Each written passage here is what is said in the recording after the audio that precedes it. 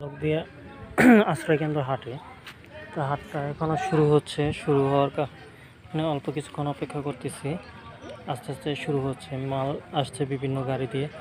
গাড়ি বলতে এখানে মাল পণ্য পরিবহন করে ঘোড়ার গাড়ি দিয়ে মাল নিয়ে আসে।